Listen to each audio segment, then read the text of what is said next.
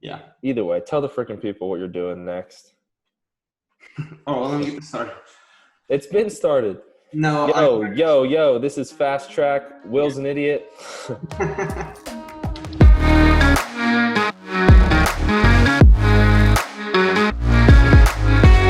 All right, everyone, welcome in. This is the Fast Track with Will and John. We call this the Fast Track because I like to fast and John likes to track everything. Like, say I'm waiting for somebody in the bathroom and I'm pacing around because I have to go so bad. Steps, baby. He wants me to track those steps every time. So we want to do the Fast Track episode 4 here to get everybody up to speed on what my next challenge is going to be.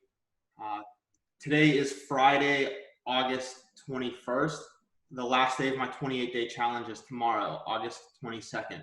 I'm going to be going straight into my next challenge, which is going to be completely different than what I've been doing. So I'm excited to get started. So what I did was signed up for Viome. If you don't know what Viome is, it is a service where they send you a test tube. You go to the bathroom number 2, you scoop a little bit of it into their test tube and shake it up, and you mail it back to them. They then analyze that to test your gut health and what you digest well, and they give you recommendations on what you should be eating. So I'm going to be moving from eating all these processed foods. My experiment now is trying to figure out, can I eat all of these processed foods and all of these calories and still lose weight, and kind of show everybody maybe where a threshold is of how much you can eat, or just doing an experiment to figure that out. What my next project is to take recommendations based off of Viome, analyzing my gut intelligence, telling me what is going to make me feel the best and what I'm going to digest the best, and see at the end of 30 days how I feel. The fast itself is going to be a 2-day fast with a 1-day eating window. This is going to be a 30-day challenge, so I'm going to do 10 2-day fasts followed by 1 eating day. So, John, I just did a brief overview of what Viome does. Do you have any skepticism or any comments on Viome and any concerns for me going into this challenge? I don't have any concerns for you, but I also, I don't know anything really about Viome itself, but everything I have heard from all of these like food sensitivity tests mostly is that what it comes back with is basically like an enzyme that shows that you've had an exposure to these types of foods before, not necessarily that they're good and or bad for you. That's my basic understanding from what I have seen in the very, very, very little research I've looked into it. You know what I mean? Mm-hmm. So no, I don't have any concerns for you. Just especially because what you're doing, like the switch that you're making from this last challenge to this one, you should feel a lot better. You know what I mean? Like you've been eating like pretty bad. You know what I mean? Yeah. I mean, I don't feel bad. So I want to make that clear. I will say this in general, with the way I'm eating, I suffer from seasonal allergies sometimes, and I will eat all this processed garbage, and the day afterwards I'm more sluggish. I have like the allergies, like a lot more swelling in my face, and I really feel like allergy-ish. Mm-hmm. And I'm wondering, is that a function of processed foods where my body is not able to handle all the, I don't know, is it histamines that are in the air that are coming off the ragweed and things like that? And I also feel that way, not as much, but like if I'm a golfer, if I'm out golfing in the middle of a field, the course that I play at is like a field that's in between 2 farms, just with all kind of weeds and stuff. And just like after I'm done golfing there, sometimes I don't feel great. I golfed last night. Like always, or just during this, like the one you've been like 10,000 calorie challenge? Usually, like if I'm not fasting, especially, like that's just, if I'm outside. Right, just like the normal. Yeah. And I golfed last night. I feel good today. I feel better today than I did after I had just eaten what was that 3 days ago, and then the next day, I don't feel great for a day. And I don't know if that's my body just catching up to 10,000 calories or what that is. It's hard to say. but I'm sure all the food has to do with it. So I am interested to see, based on, I haven't really given this yet, like what foods I'm going to be eating. But one thing that I think that Viome assumes about you is that if you're willing to pay, it's kind of expensive, and if you're willing to pay for this, you're one of two types of people. One, you're desperate for something to like make you feel better, or two, you're already a very healthy eater in terms of eating whole foods and natural foods and not processed foods and organic foods, and you just want to take the next step to like, this is something that I'm interested in and I want to continue to feel interested. I think that that's the category that I fit into. I like food and I understand food, and I study nutrients and healthy foods. And so it's not that I didn't feel good. They had a sale on Father's Day, so I signed up for it with some of my family members. So it's not something that I'm like desperate to feel better. I don't feel bad now, but we're gonna see how I feel after I eat this. And so I am going to be moving to only the foods that I should be eating, and it basically breaks foods down for you into 4 categories. Those categories are superfoods, foods you should enjoy, foods you should minimize, and foods you should avoid.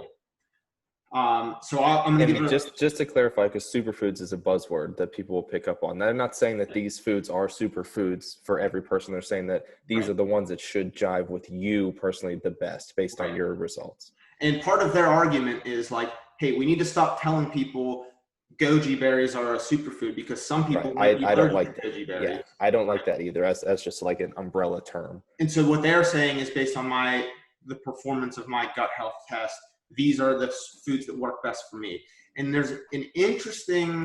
there are some foods on here that I'm like, these are my favorite foods. And it's definitely interesting. There are foods that, like, even I started this YouTube channel less than a month ago, and I've said that I like some of these foods on my channel, and I only have 19 videos, and I've already spoken, like, these are foods that make me feel like, I don't know if it's because they make me feel good. Maybe my body's just drawn to them, or maybe they show up on my list because I eat them a lot. Because I eat them and I've cultivated a stomach that can process these foods.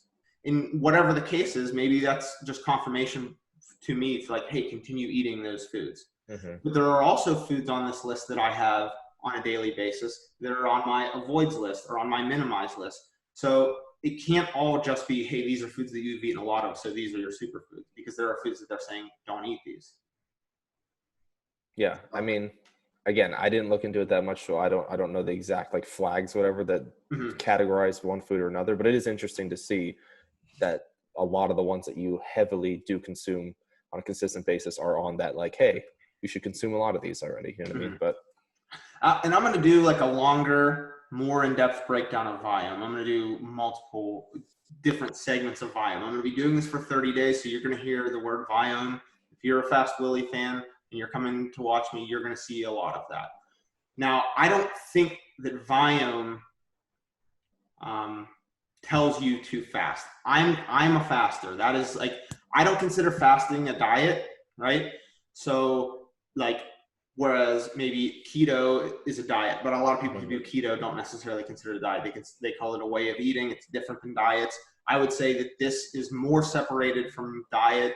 The way I eat is more separated from diet than keto is. That makes sense. I don't know if you agree with that. I agree with that. And I would say the same thing for what I do for tracking. You know what I mean? Right. Not a diet, it's just a way of doing things. Right. And then, although there are people who will say, intermittent fasting is just a fad diet that's going on right now. And I get that. I understand that concept, like, sure. But what I'm saying is, for me, I found that intermittent fasting, or long-term fasting, if you want to call it that, makes me feel good. It helps me lose weight if that's what my goal is. And, I feel good. The second day of a fast is when I feel best in my life. So I want to do it a 2-day fast. Even though sometimes I'm hungry, I still feel light and good, and I can work out and everything. The other thing that this 2-day fast window is going to do for me is I want to continue. So during my 28-day challenge, I've continued to progress through my lifting, which I wasn't sure if I was going to be able to do, because you're fasting for 3 days. Am I going to lose muscle during that? I didn't. Okay. I will say that I'm not at my maximum lifting levels. After I lost a bunch of weight, I started back at the beginning of a progression, and I wasn't sure if I was going to be halted during 28 days, and I wasn't halted, right? So I don't want to say that that is like best for, like, I'm not going to say like, oh, if you want to get your best lifting results, you need to fast for 3 days at a time. It's not what I'm saying. I'm saying I was able to continue from where I was for 28 days. But what I think this is going to do is bring my fasting window in, and I'm going to be able to continue lifting on my eating days, continue lifting the day after my eating day, and then maybe do a cardio type workout or a walk on my second fasting day. Yeah, it minimizes the amount of times that you shouldn't be working out because there's such a lack of energy or fuel. So yeah. And just the way the schedule works out. So basically I do like squats and chest one day, that will be on an eating day. And then the next day I do arms, and then I'll take 2 days of lifting off. And then on my next eating day, I will do squat, deadlift, and back exercises. And then that's on an eating day. And then on the next day is just shoulders. Okay. So, but that's I don't know if it's and I'm going like 8 days in between chest workouts. They're going 8 days between arm workouts. I'm going 8 days between all of them right now. Right. All right. So that's gonna bring it down to 6 days in between each of those, which I think is more optimal than 8 days between. John will be better at me than that, but I don't think that 8 days is necessary between like working out that group. No, I don't think it ever is. Even, yeah, I don't know. Your case is definitely a really peculiar one, but yeah, going from 8 to 6 is definitely more optimal. Like you said, it's going to be better. You're probably going to be able to get stronger. So I found that this is a sidetrack, but I just want to ask you this. I found that like I like squatting, and I've found that when I'm squatting, I'm lifting more elsewhere as well. Mm-hmm. So this is going to put 3 days. It's like I said, I squat when I do chest and I squat when I do back. Is 3 days in between squatting enough for you? I do like a 5x5 regimen. And so, I mean, 5x5 is normally pretty heavy, right? Like I would say you're like pretty fatigued, pretty taxed after. Well, I would say that I'm not at my max right now, right? So like back in the fall, probably about a year ago now, I was doing 5x5 at 315. I'm probably doing about 235 right now, 5x5 squatting. So I wouldn't say that I'm like maxed out. Yeah, 3 days is probably enough. Most optimal situation would probably be like on the next third day after you did a 5x5, you would do like a 3x10 or something, just so that the weight was lighter and you're not like going to that level of intensity that soon after. But 3 days should be enough for you to like fully recover from a training bout. Cool. All right, we'll continue talking about that elsewhere. I know you have a few minutes before you have to go. So I just want to get into some of the foods that I'm going to be eating on this challenge. And so we've decided that I'm going to go straight into it Saturday. Then I'm going to eat tomorrow, and then I'm going to fast for 2 days and start my my first eating day. And it's going to be all the foods on the list. Like I was saying, they assume that you're eating pretty healthy in the first place. So I am not going to eat any processed foods. All the Pop-Tarts, all the ice cream, all the Heath Bars, all the cookies, all the Coke and Diet Coke, done. Okay. Such a big shift. It's gonna be crazy. It's not. It's really not. People like. In terms of calories. Yeah, the calorie. Like I'm not gonna be eating 10,000 calories. That's not even close. I'm gonna eat whatever I want, and we're gonna figure out what that calorie count is. I'm curious to know where that's gonna land. I'm gonna guess it's like less than half, way less than half. Like you're gonna be at like 3,000 to 4,000 tops. Possibly. All right, so let me give you some of my superfoods. So those were avocado, banana, black beans, dark meat chicken, egg yolks, olive oil, salmon, and white meat turkey. So what's interesting here is like I eat a lot of Chipotle, first of all. So black beans, avocado, dark meat chicken, all stuff that I will be eating. Also the egg yolks, everybody knows I love eggs. That's the fattier part of the food. And also I did keto for 2 years, right? So maybe my body has just adjusted to being able to handle all of the egg yolk, dark meat chicken, the avocado, the Heavier fat stuff. olive oil, right?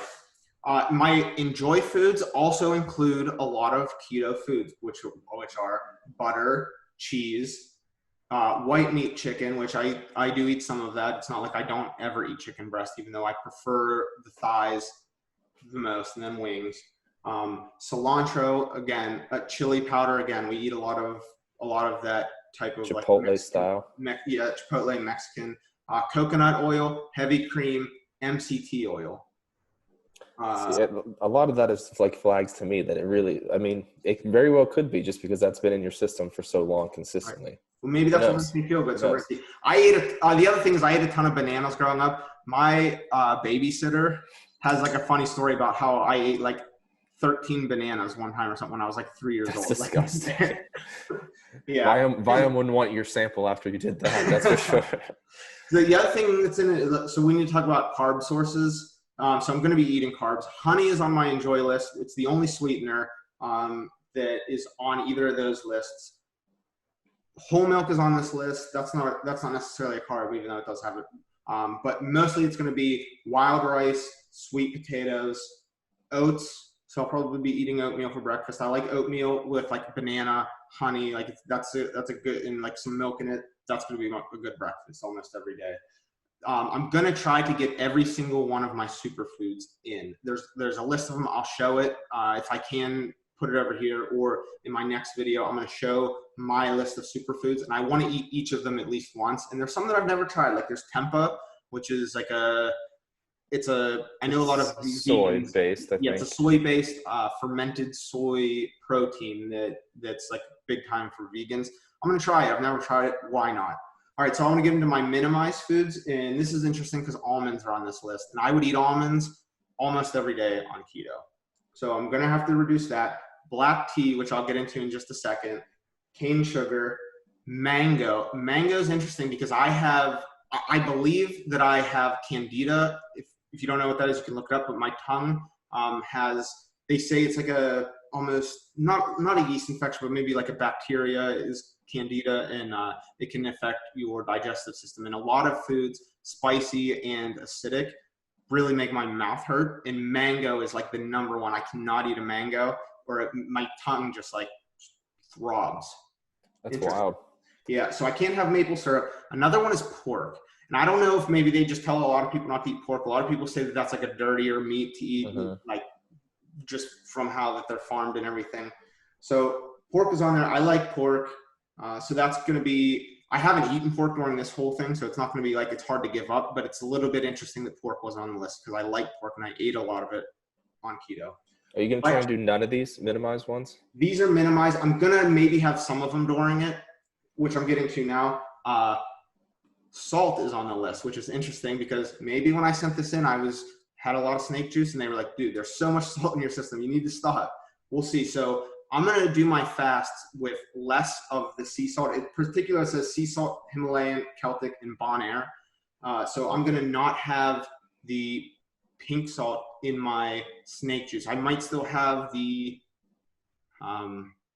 like the iodized regular I might still have the potassium, and I might still have the baking soda, and I might put in some Epsom salt, but I'm not going to have the pink sea salt that I've been having. And I'm going to see how I feel. I might not have any salt during my fasts. I might just have water during the 2-day fast because I think I can make it 2 days, but it just depends on like how intense my lifts are and how I'm feeling lightheaded or not. Just let me know when you need to go and we can wrap this up. My avoids list, let's get to that. Oh, also white rice was on my last list. So if I do go to Chipotle, I can't have white rice. And I also, now this is my avoids. I only had 6 avoid foods, which is interesting because I had, my wife's whole family took it all. She has 5 siblings, and some of us started to get our results back recently. And some people have more avoids, some people have less avoids. I only had 6 avoids, which is brown rice, chestnuts, coffee, kefir, sauerkraut, and yogurt. Now this is interesting. So it says coffee. It says it gives you a reason to. It says I have a lot of stress hormone. So the coffee and the black tea from the last one has too much caffeine and elevates my stress hormone. So I drink a lot of coffee. What I'm going to start by doing is only having 1 cup a day. I probably have between like 3 and 6 cups of coffee a day, if I'm being honest with myself, just depending on the day. So I'm going to start with 1 and maybe try to reduce that by the end of it and see if I can get down to 0 caffeine. We'll see. That'll be interesting to see how you feel for sure. Right. And that just affects your energy directly. So yeah. And I think that's more of a habitual thing than I need energy thing. Like I just drink coffee every day. Like I make a pot, I swing by and drink it. Some people say a lot of it's not good for you. So I'm going to reduce it and just see. I'm going to have 1 cup. And then the other thing is there's a fermented food in my superfood list, which is tempeh. But on this list is sauerkraut, yogurt, and kefir. Yeah, that's interesting. Which are all fermented. You would think they would be similar, or on the same list at least. Also on my enjoy list was what's the spicy cabbage, like Korean spicy. Oh, kimchi. Kimchi is on my enjoy, so I'm gonna have some kimchi as well. My wife likes kimchi, so we have it here. And then I just want to get into the supplements real quick before you go. It gave me 5 supplement recommendations, which is interesting that they have it. And they give you links in here to click and take you to Amazon. So I want to be upfront with that. You know, that's an Amazon affiliate. So are they bringing you in? It's expensive to do this in the first place, but then are they bringing you in to say, these are supplements you should be taking? It depends on what brand, I guess. Well, either way, Amazon's going to get a kickback anyway. Right. You get like the 3% or whatever from Amazon. So they want me to take a probiotic. A mixed polyphenol, which is to promote anti-inflammatory activities, a zinc carnosine, which is to support or improve your gut microbiome ecosystem, a butyrate, which is to support your gut lining, and a prebiotic, which is to help with your gut performance pretty much. So I think that I'm going to take them, but I'm not sure. Like I'm not going to take them on days that I'm fasting because that doesn't make sense. Yeah. I got to hop off here, but I will leave you with this because you said that. Like, my general opinion is if you're doing all of these and eliminating the foods and choosing the ones that are supposed to be better for your gut anyway, I don't think you should need those things. You know what I mean? Those whole, like, your gut biome should kind of like regulate itself, in my opinion. And especially now that it's going to be in a better environment for that to do so. That's the whole point of like categorizing these foods, right? So it kind of leads me to believe that, they just want you to like spend a little bit of extra money. And I don't think you need those things, but along the same lines, I guess you could say like, okay, if I'm doing all this, I'm spending all this money, why not optimize it? You know what I mean? Why not take the extra step if it does help a little bit? Again, I don't know one way or the other, but I put these all into my Amazon shopping cart and it was $220. So I don't think that I don't think I'm gonna spring for all of them like right now, but I mean, we'll see how I end up feeling. Maybe I'll take them just to see. Maybe I'll start out by not taking them and then take them and see if I feel better. So, all right, I really appreciate your time. I'm looking forward to this challenge, and I'm sure we'll be back on. We'll be back really soon within the next few days to give the full 28-day challenge recap with all of my numbers, all of my weight, and to give you our opinions on all of those results. So, John, thank you for coming on. I'm excited to see how this one goes too. I'm going to like this one personally better than the 10,000 calorie ones. I promise. Good. Yeah, that's good. I mean, we have a disagreement on like processed foods versus natural foods. I'm more natural. You're more like, who cares? Like there's not enough evidence to say like Diet Coke is bad for you. So. All right. We'll talk soon. All right. See you, man. Thank you.